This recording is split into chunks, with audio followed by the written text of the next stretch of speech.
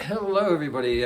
I'm Brian Keeler here. I'm here with Jim Lennox here at his home in Mountaintop in Chickasha, Pennsylvania, which is south of Wilkes-Barre. And it's a great honor to be able to be here with Jim. He's the rare combination of being a great collector, along with his wife Hillary, and an amazing creative dynamo. He's just a sculptor. He does drawings and paintings and prints and all kinds of things. So tell us a little bit about yourself, Jim. Where are you from originally? Where'd you grow up? Oh, I grew up in Berwick, Pennsylvania. Okay. And I went to Votech school, and I worked on a farm when I was a kid, and that's where I learned all my welding skills. And as I grew up, I wound up going in the military and going in the Air Force and doing trips around the world. And You were in Spain while you were in the Air Force? I was in Spain, yeah. What city in Spain? In Rota. It's southern Spain on the Atlantic coast. What's the name of it again? Rota. How do you spell it? Rota. Okay. Is it near Malaga? Yes, very close. Okay. Yeah, very close. It's like right where they launched the ships, from wherever. Yeah, that's where I really started to think about being an artist, because I didn't speak the language, and I was kind of like an introvert. I didn't really have a lot of friends there, and I spent a lot of time on the beach, and I would just walk around and just discover the world, and I got my little pad and pencil out, and I started doing drawings, and I thought, I kind of like this.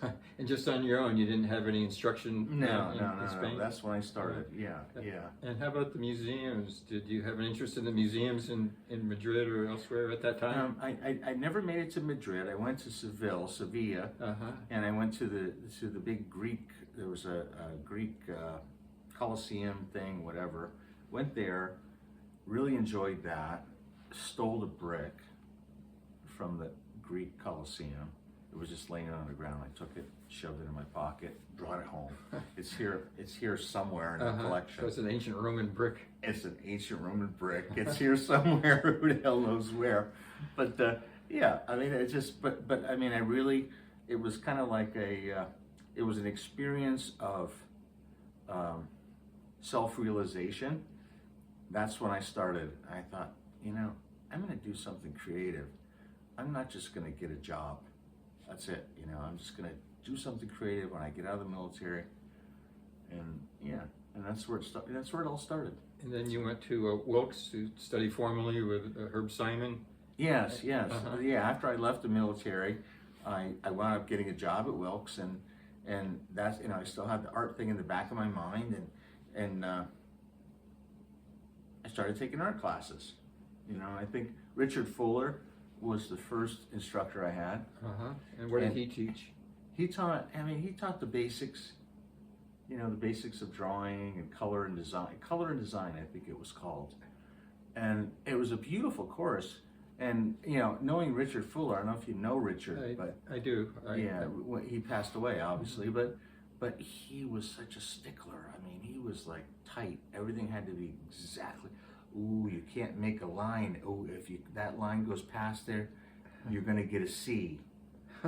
So I just followed his instruction, but I loved what he taught me was just, he taught me to be really tight with and the seeing and color and design, understanding how color relationships and all that stuff. So I really loved that.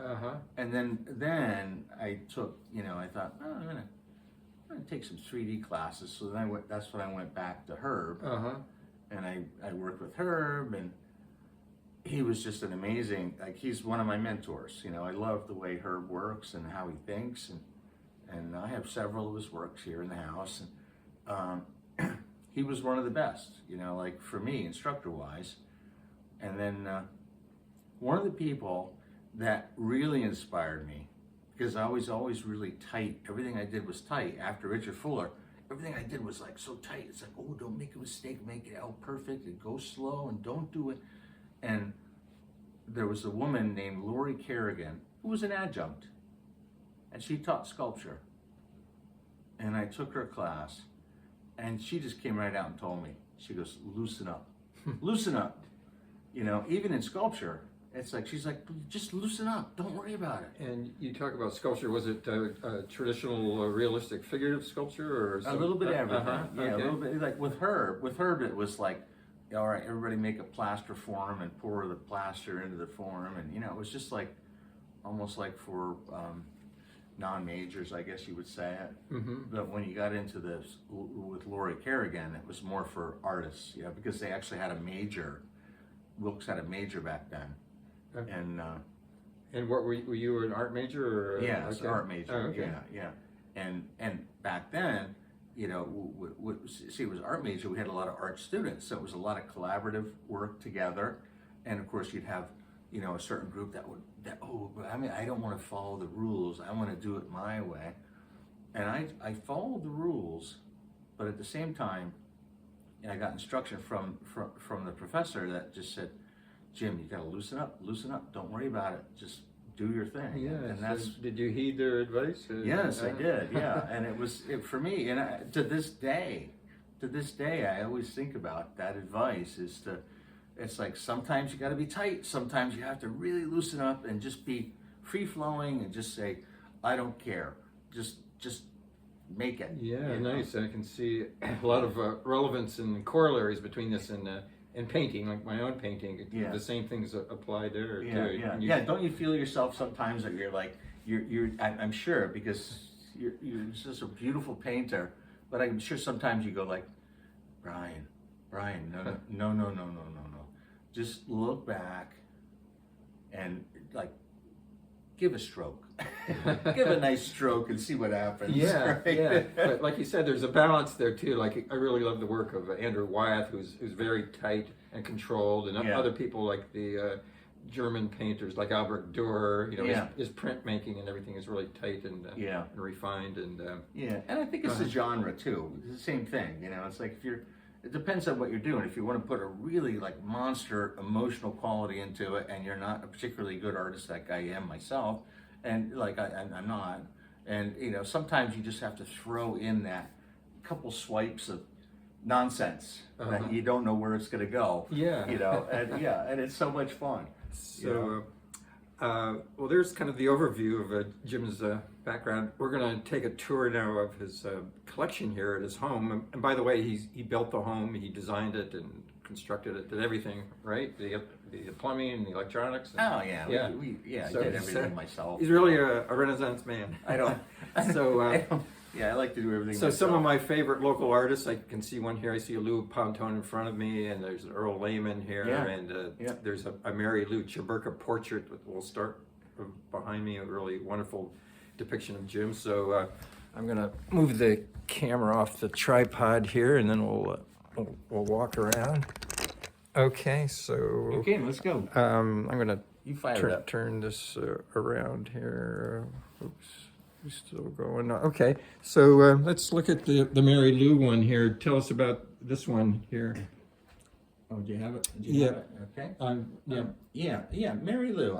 Hillary and I, we love to go to the art shows, First Fridays, and everything in Scranton, see what's going on. And the one time we went, I met Mary Lou at Kenny Marquis at his gallery. And I said, "Hi, Mary Lou, what are you doing?"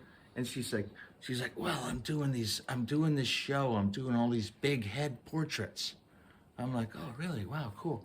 I said, "You want to do me?" And she's like, "Sure. Let me take your picture."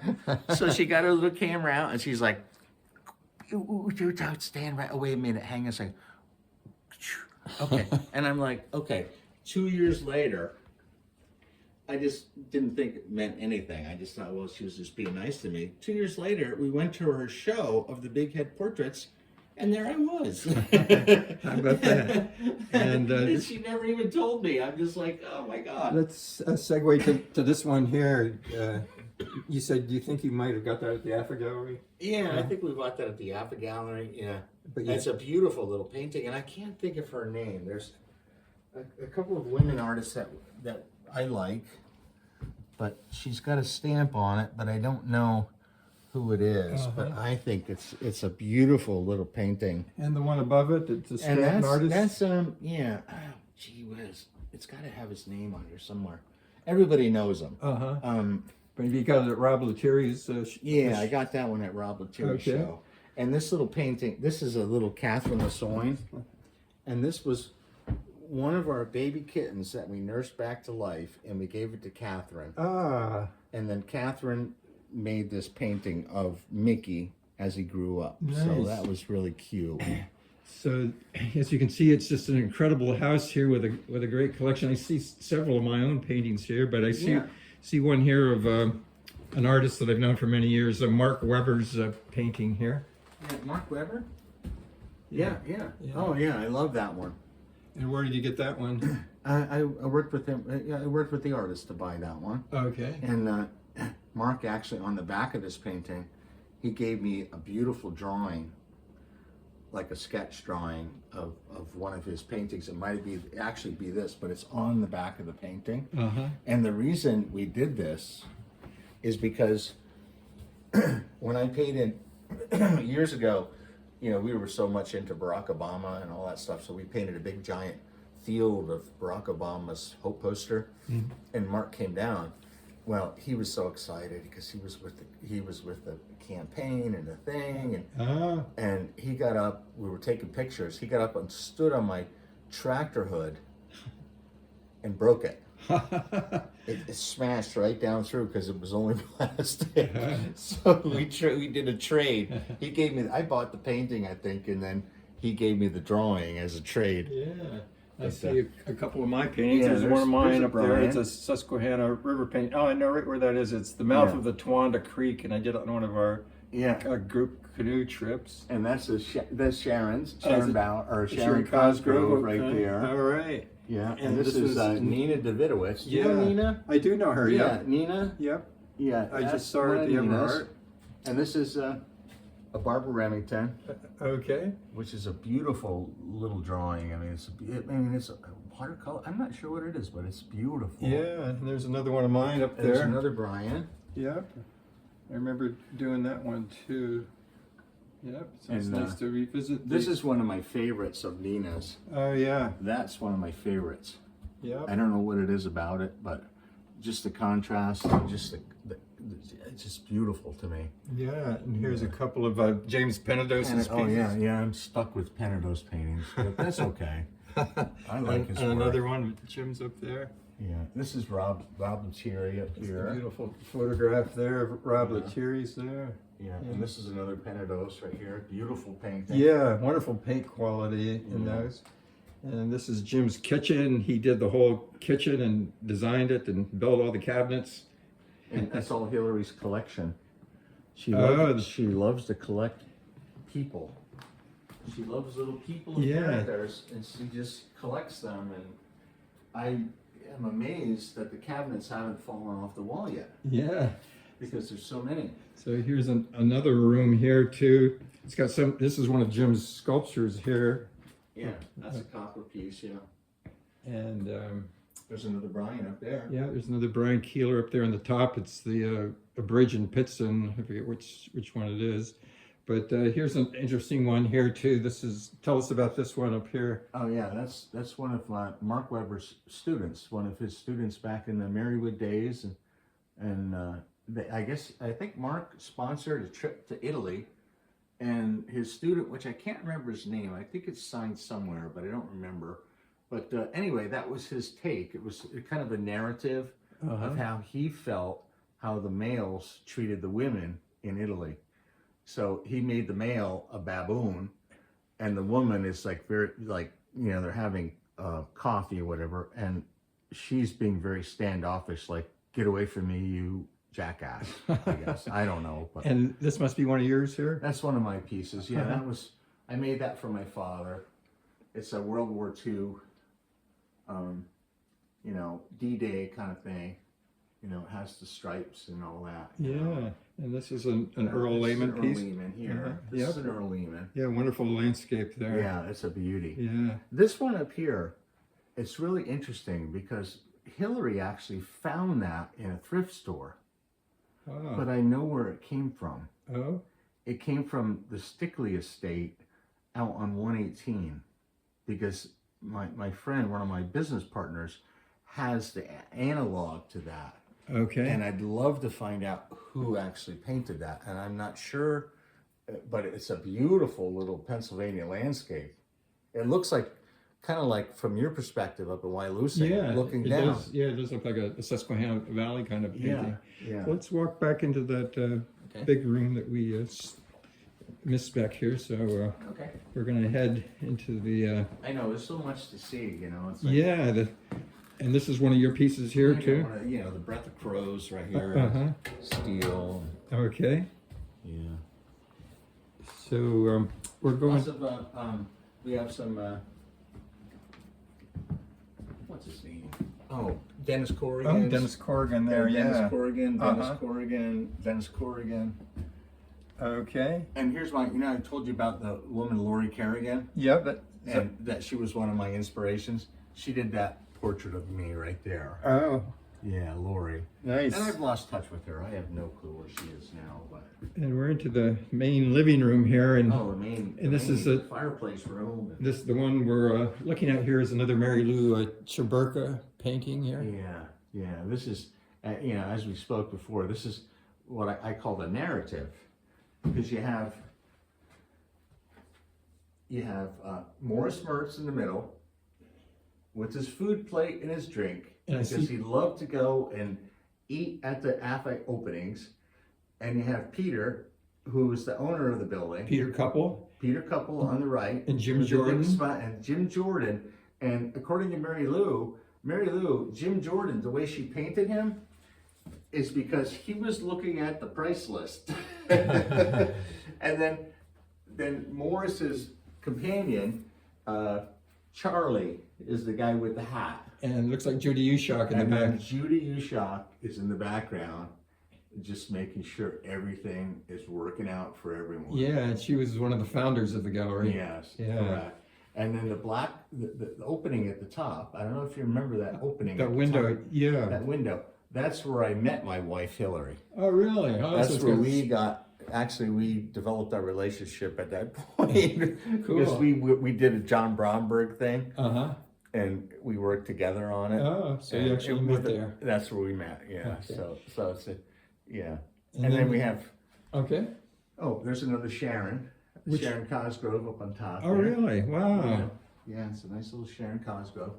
That always reminded me of Spain Uh-huh. when I was in Spain. Wow, I've not That's seen a that one beautiful- before. Yeah, that's a beautiful painting. Yeah, great painting. Yeah. And she was one of your teachers at Wilkes also? Yeah, I really enjoyed having her as a printmaker. I had so much fun. Like she's a wonderful instructor and very creative. Yeah, great piece. Yeah. And this one of Lincoln here? Yeah, that's Ron English.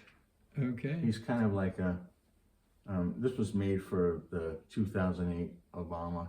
So it's Obama Lincoln portrait. Cool. Yeah, Amazing. and this is a original Ron English right there. They're like, I don't know what genre you call them. They're like pop artists. I don't know what they are. Yeah. But it's a beautiful little painting. And this drawing here, what's this? This drawing, it's signed somewhere, but I bought that at an AFA auction, and I just was enthralled with it. I'm like, oh my god, kind of looks like the Star Trek cube or whatever. But anyway, I loved it, so I got that one. Let's segue over here to the big one we were And this is a Herb Simon right Oh, here. right here. Herb Yeah, Simon, this is a okay. Herb Simon.